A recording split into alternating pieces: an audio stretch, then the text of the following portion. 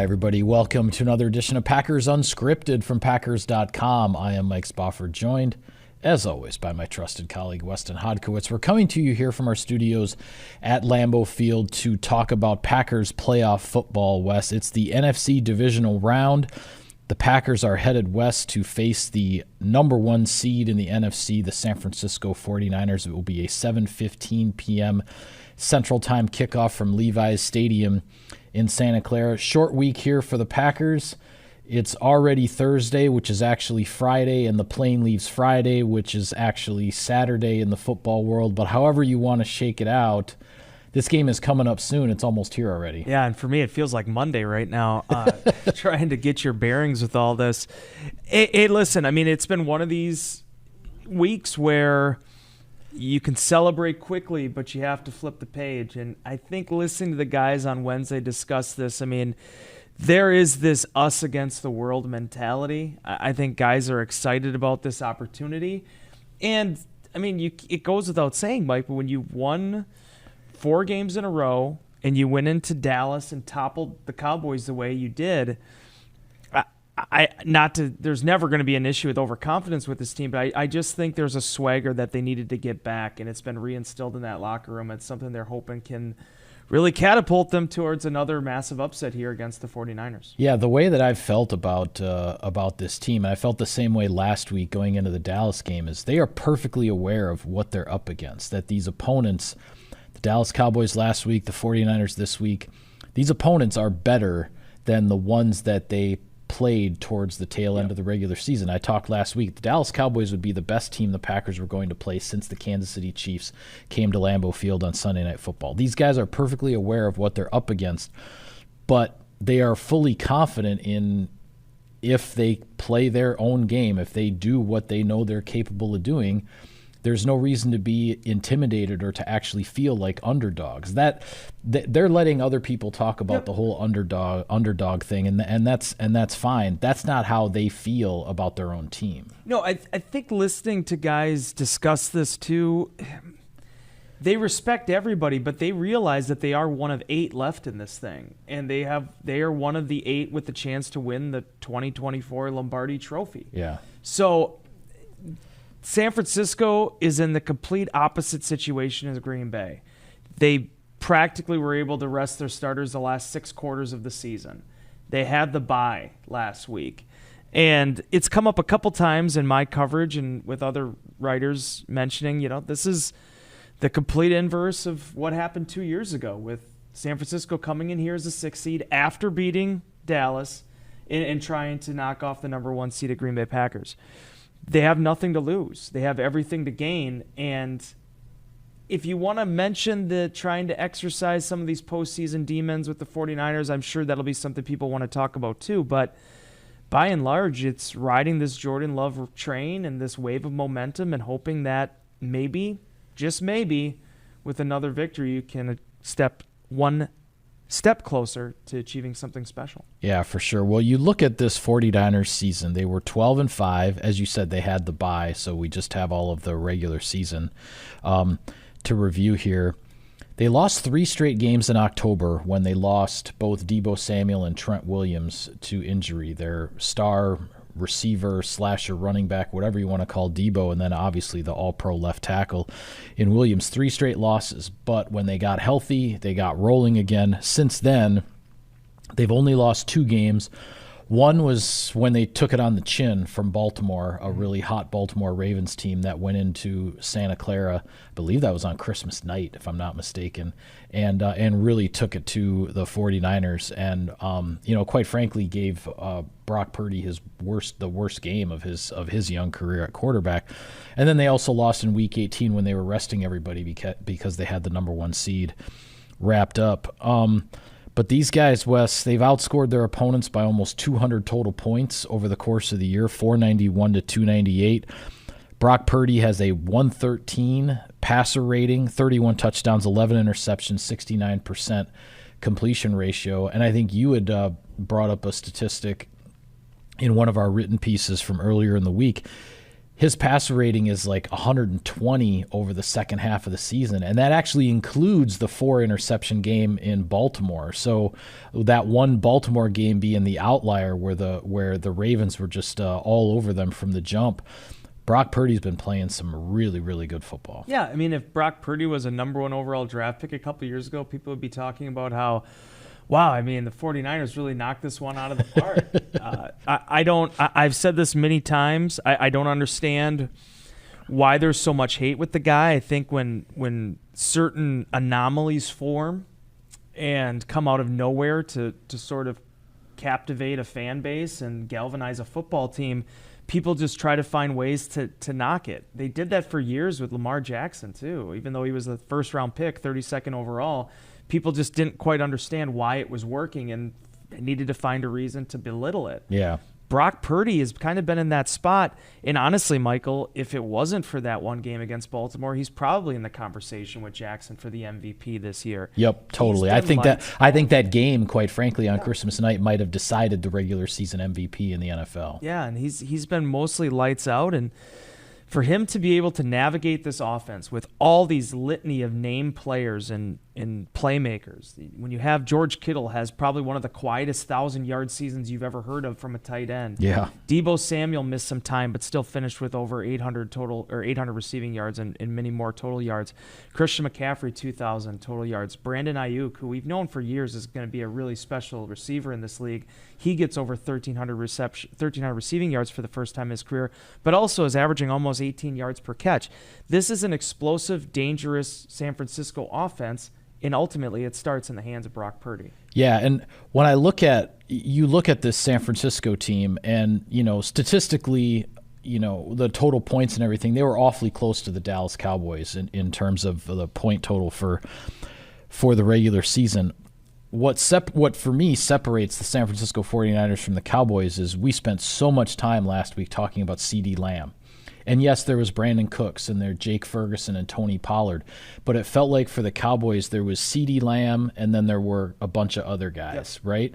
With the San Francisco 49ers, it's like there's all these guys that are kind of up on the same level. There's McCaffrey, as you said, over 2,000 total yards, over 20 touchdowns this season. You have George Kittle, 1,000-yard tight end. You have Deebo Samuel, over 1,100 total yards and 12 touchdowns, despite missing some games with injury. And then Brandon Ayuk is right up there as well, 1,300 yards on just 75 receptions. As you noted, 18 yards per catch, 7 touchdowns. These guys have a stable of weapons that there really isn't a hierarchy amongst them, and I think that's what makes these guys so challenging to not only prepare for, but then obviously to play against out on the field. Well, and in the way they've built them over the years, and they had a multitude of really successful running backs. The Packers saw a good one in Raheem Mostert a couple years ago in the postseason. But give credit to John Lynch, give credit to that coaching staff. They realized that Christian McCaffrey, a player of his caliber, was sort of the missing piece for them. It's not just him. We saw what the offense looked like when Deebo was unavailable. Yep. There are different guys that function into this, but when all those playmakers are together and playing together as one, there's a reason why they've been able to blow out as many teams as they have. They've been able to sustain this consistency throughout the course of the season. But to give you that shining light, that hope, is that there is a path forward. But it is largely based in being opportunistic. And the few opportunities you're going to get a takeaway, you need to take advantage of them. Yep. When you are able to stop Christian McCaffrey, like happened during that 3-game skid when he didn't have over 150 yards in 3 games total, teams were able to find ways for a victory. That's what Green Bay has to do, and they have to be prepared to do it for 4 quarters because 49ers come out swinging, and they do not stop. Well, we'll take a look at the defensive side of the ball as well, and then we'll get to our keys to victory. But defensively, two numbers stand out above all else. 48 sacks from this defense on the season, as well as 22 interceptions. These guys get after you. Nick Bosa, 10.5 sacks. Javon Hargrave, 7 sacks. Eric Armstead, who it appears they are getting back from injury, the way it looks based on the practice reports and whatnot, he had 5 sacks this season. They added Chase Young, former number 2 overall draft pick by Washington. They added him to that defensive front. He's had 2.5 sacks since he came to the 49ers. This is... We've been talking in recent weeks, obviously, about how much Aaron Jones has meant to the Packers offense and getting the running game going, and what that means not only for the guys up front, the Packers offensive line, and establishing the line of scrimmage and being able to run the ball. That's where an offensive line really asserts its potential dominance. But in opening up the play action and everything else that goes along with being able to run the football, the San Francisco 49ers, a much better run defense than the Dallas Cowboys. I think everybody knew, based on how teams had beaten the Cowboys during the season, that running the ball against them was going to be paramount and was going to be very doable. The 49ers, third in the league this season against the run defensively. This is the stat that jumped out at me, though, Wes, and when you talk about trying to find the paths forward. The 49ers, though they were third in the league against the run as far as rushing yards giving up, they were 14th in the league in yards per carry. Yep. That's an indication, obviously, that they were winning so many games by such large scores that in the second half of games, teams were out of their running game. They had to throw. They had to play catch-up. The 49ers took teams out of their running game early just based on how things went on the scoreboard. And so the total yards rushing that this defense gave up was one of the lowest in the league. 14th in yards per carry means that if you can hang in there, if you don't fall behind by too much, and you stick to the run and keep after these guys, you can keep yourself in favorable down and distance with the running game. And I think that's something that could be a real key for the Packers here on Saturday night. Yeah, because when you are getting into these type of blowouts, it's not just about, you can't run the ball. It's that teams can't get into what they want to do. I mean, you look at what happened against Dallas. Yeah, Dallas put up some yards late, and they got some points. But it was after they scrapped everything they were trying to do offensively in the first half, at least through the first quarter. Same situation with San Francisco and the teams that they've had to face this season. And I think that's why, if I'm Adam Stenavich and Matt LaFleur and those offensive coaching staff members, reiterating to your guys this week, this is why you run the football. This is why you run the football against Dallas when you get 25 yards on the first 7 carries. Yeah. You keep chipping away. You keep trying to work up that hill, because if you don't, that's where the pass rushers get going. And I give Steve Wilks a lot of credit. They've had some injuries this year, but he's been very multiple in how they've been able to generate pressures. 16 different guys, I believe, had sacks for them this season. It's not like it was just, Nick Bosa had 20 and then everybody else filled in. No, Nick Bosa leads the way there, 10.5, 35 quarterback hits. But it's the sum of the whole from that vantage point. And then it also does help, Mike. It doesn't matter if the year is 2014 or 2024. If you're talking about San Francisco football, if you're talking about the 49ers, they have stellar inside linebacker play. It is a tale as old as time. And Fred Warner, in my estimation, they've had some good ones. I'd put him up there as the very best. His longevity, his durability, and his ability to perform at a high level. Drake Greenlaw, these other guys that have come in, it takes a team. It's all 11. But Fred Warner has been the quarterback of that defense for years now, and I think is when you talk about, why are they able to be so successful year in and year out, I think it starts with him. Yeah, it's funny when you look at it, because back, whatever you want to call it, roughly a decade ago, let's say, just for round numbers' sake, they had Patrick Willis and Navarro Bowman as those two linebackers just commanding the middle of the field on that defense. And you watch that defense and you go, man, how is anybody ever going to find another tandem like this? Well, the 49ers now have Fred Warner and Dre Greenlaw. Yep. And I think you're right. I mean, as much as I, admired Patrick Willis And I think he's getting deserved Hall of Fame consideration.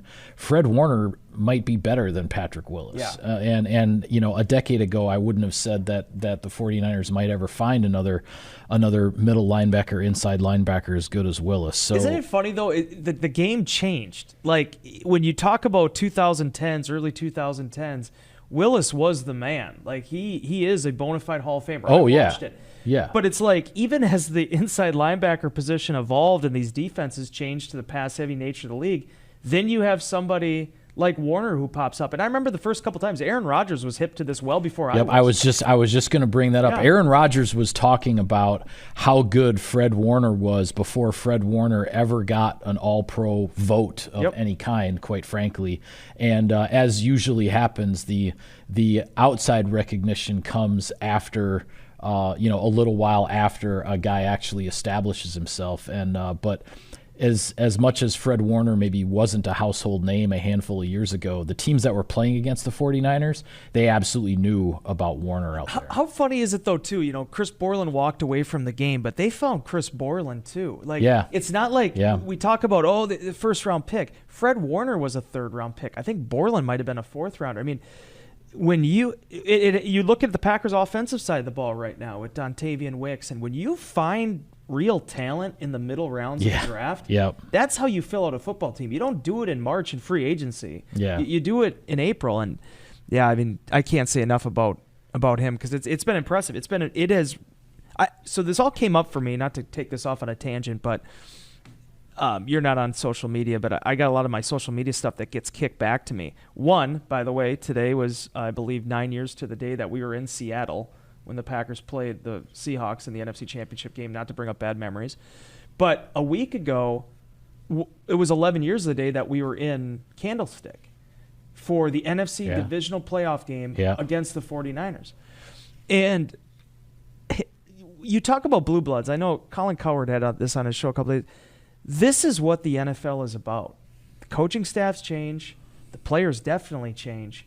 But it's those mentalities that are kind of woven into the fabric of organizations. Yeah. And that's why it's really exciting. I can't wait for Saturday. I just wish it could be here already, honestly. Yeah. It's wild when you think about it. The Packers and Cowboys last week played their 9th postseason game against one another for those two franchises. Packers 49ers, this is now the 10th postseason game between these two teams. I want to get to our keys to victory for Green Bay, but I don't want to forget about our sponsor business. So Sirius XM NFL Radio delivers hard-hitting analysis and up-to-the-minute NFL news that true football fanatics need 24/7, 365. And at Cousin Subs, we have something for everyone, like our Wisconsin cheese curds, mac and cheese, golden fries, and creamy shakes, all paired with your favorite sub or sub in a bowl. Cousin Subs, 50 years of better.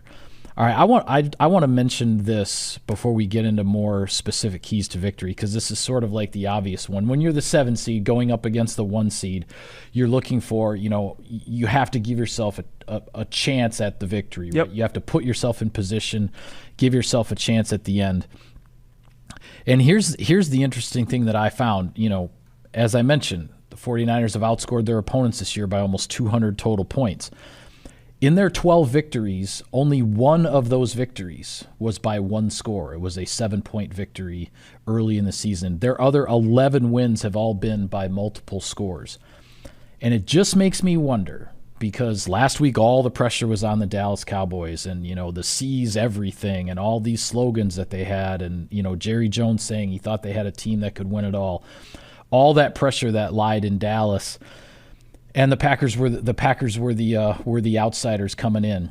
There's a lot of pressure on San Francisco here. They've been a really good team for a long time, whether you're talking about the Harbaugh years or now the Shanahan years as a head coach.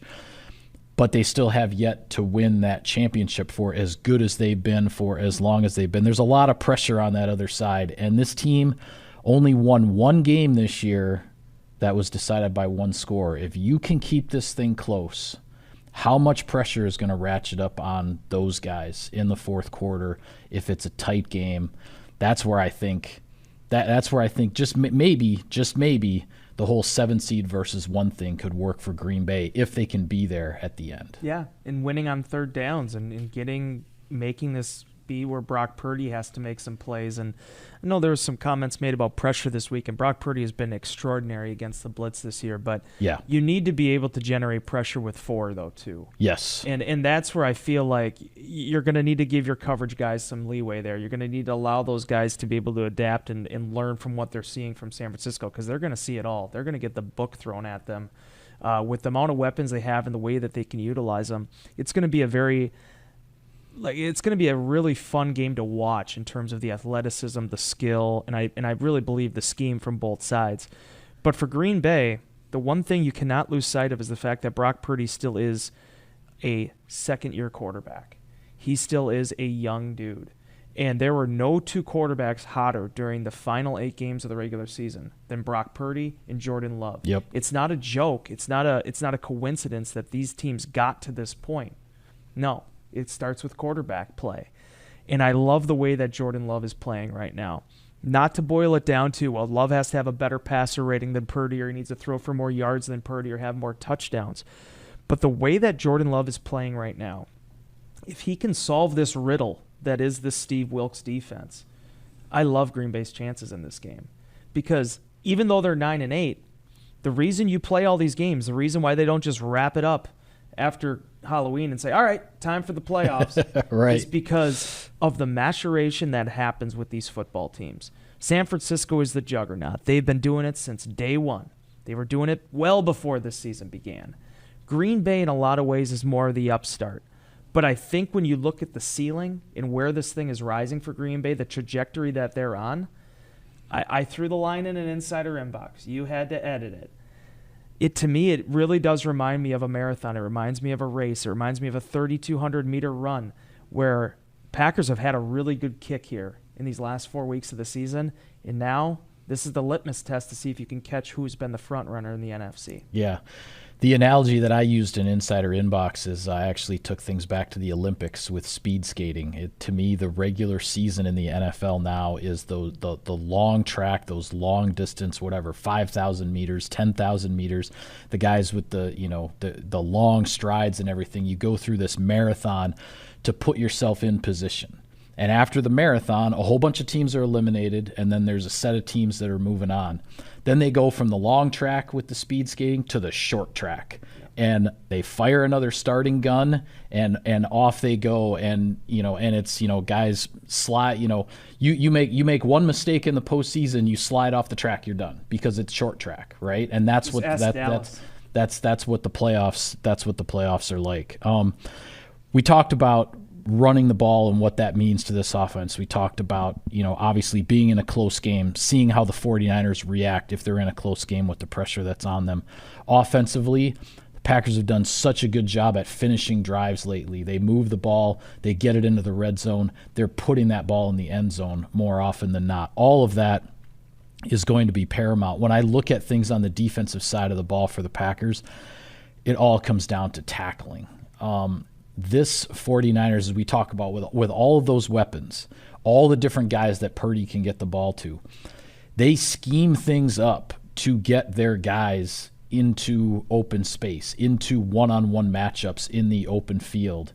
This is a very difficult offense to rally to the ball and get a whole bunch of guys to the ball to make tackles. You are forced to make one-on-one tackles against McCaffrey, against Samuel, against Brandon Ayuk, against all these guys in the open field.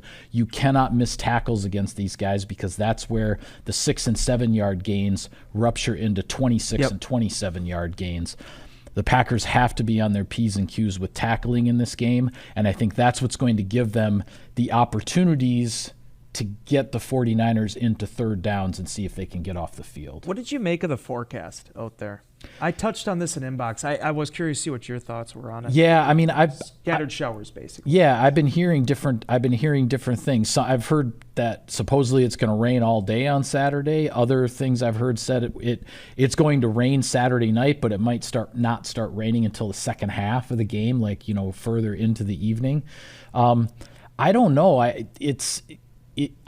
If you're asking me, does a potentially wet, sloppy, or slow track, favor one team over the other? I'd be okay with a little bit of a wet, sloppy track just because I think it would potentially throw the 49ers off more than it would throw the Packers off. And not that I think both teams are built athletically and to speed. Green Bay is this is probably the fastest receiving core they've had in my time on the beat. Yep. But San Francisco, I don't know how many of those kind of mutter games they've played in this year, but Green Bay's played through some interesting elements throughout the course of the season. I'm curious to see what happens. Like I told people in inbox, you can't formulate the game plan on it, but it's stuff you have to be prepared for. Yeah, absolutely. And to tie this back to the point I want to make, so much gets made out of Christian McCaffrey and absolutely deserves every bit of that credit, but probably the most underrated running back during that same entire time has been Aaron Jones. He got one Pro Bowl nod, but for the most part, he's been more of a locally appreciated running back rather than the nationwide accolades. Yeah. And at 29 years old, he's running as well as he's ran his entire career. Yep. In terms of the consistency of it. I think at 4 straight 100-yard games, 20-plus touches in all these matchups. I've ran through all the statistics before on how the Packers fare when he gets over 100 total yards. I honestly believe when you're talking about keys to victory, the biggest one probably comes back to the stat that you threw out there about the yards per carry allowed by San Francisco this season. If you're able to keep within arm's reach of them, what is possible? Yeah. Go back to 2 years ago. They kind of fell out of that. Aaron Jones had a ton of receiving yards, but they weren't able to establish that. Can you crack that egg in being able to sustain that throughout an entire football game, regardless of what the conditions may be? Yeah, absolutely. And I think it is, regardless of what the conditions may be. It's going to be what are the numbers on the scoreboard, and how is that going to impact how you're calling the game in the second half, in particular, as things go along. Can you stick with the game plan, or does the game get into a situation where you have to throw some things out because you need to operate more quickly. You need to try to score quickly. I think that's what this could come down to. And that's where San Francisco and its 22 interceptions come into play. Yes. Trevarius Ward with 5, that entire defense with 22, which is tied for the most in the NFL this year with Chicago. And how did they solve that riddle against the Bears? They got the run game going with Aaron Jones. Yeah, absolutely. Well, before we go, some quick thoughts on the other games. NFC Divisional playoff weekend. In the NFC, it's Tampa Bay at Detroit. In the AFC, you have Kansas City at Buffalo. Remarkably, the first non-Super Bowl postseason game that will be on the road for Patrick Mahomes in his career. Wild, right? Yeah, he's played, whether it's wild card, divisional, conference championship, he has always played at Arrowhead Stadium except for the Super Bowls. He has to go on the road now to Buffalo, which is sort of the 13-second revenge game from the game with the whole 13-second thing and the field goal that sent the playoff game a couple years ago to overtime. And then Houston at Baltimore, another really interesting quarterback matchup: Lamar Jackson against C.J. Stroud. Yeah, doesn't get much more entertaining than that. Your thoughts on any of those 3 ball games? Did you see The Dark Knight? I don't know if you're a big movie guy. Did you? I saw it a long time ago, my friend. But. The Kansas City and Buffalo reminds me of the Joker's line of like, "We are just destined to do this forever." Like, it just seems like no matter what, we always get Kansas City and Buffalo. It's just rinse and repeat with that matchup. We'll see what the result is. We won't be able to watch it. I doubt I'll watch any of it, but Houston versus Baltimore I think is going to be worth the price of admission. Yep. Again, in a lot of ways, it's very much similar to the Packers going into Santa Clara. Houston has had a remarkable turnaround this year. C.J. Stroud has infused life into that organization that I don't think has been there in probably 15 years. I mean, there were some okay runs with Watson, but nothing like this. I mean, where they think, you got Nico Collins is playing so well right now. Devin Singletary, I think, has shown that he can be a back in this league, and when he had some fits and starts in Buffalo. And DeMeco Ryans, quite frankly, has put together kind of a no-name defense that is pretty darn good. I mean, you don't have J.J. Watt. You don't have that headliner on the Houston Texans defense anymore, but DeMeco Ryans, has put together a pretty good unit on that side of the ball. And honestly, we talk so much about Stroud, but Anderson's been a good pick for them too. I mean, it looks like he has plenty in front of him. How often a number 2 overall pick can get overlooked just because of who the number 1 pick was being probably the offensive rookie of the year. That'll be a fun matchup. But let's be honest, Mike, we don't care about Houston. We don't care about Baltimore. We don't care about what's going on in AFC West and the AFC East. Tampa Bay is going to go into Detroit. And either that game is going to mean everything to the Packers or it's going to mean nothing to the Packers. Yeah. And I am very curious to see a Tampa Bay team that has had imperfections this year, but then last week you saw what they did against Philadelphia. A Philadelphia team that was just kind of begging to get knocked out. Mm-hmm.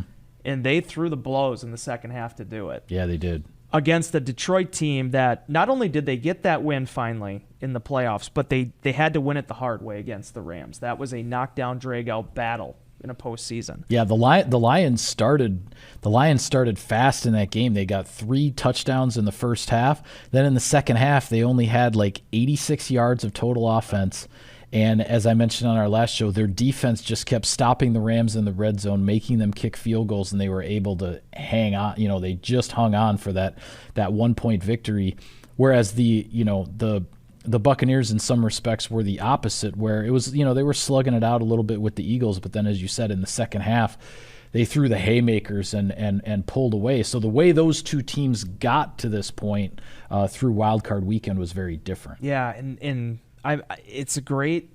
I love the way the playoffs lined up this year. I think there's a lot of exciting different variables to this, and whether it's the storyline with the Lions or seeing what the Packers can do with this late season rally, I like one of the big comments that Matt LaFleur this week is we are going to come out swinging. Kenny Clark said it in the locker room after the game. We are going to fight. That is the one thing we are going to do. We are not going to guarantee victories, but we are going to fight. And it was good enough for a win in Dallas. And now the Packers have to decide whether or not it's going to be good enough to take care of business in California. Yeah, well, it's going to be a whale of a ball game. Can't wait for it to get here, as you said. With that, we will sign off on this edition of Packers Unscripted. Be sure to follow all of our coverage of the team and all of our coverage from Saturday night's NFC Divisional playoff game. We will be there at Levi Stadium in Santa Clara with all of that for you. For Wes, I am Mike. Thank you for tuning in, everybody. We will see you next time.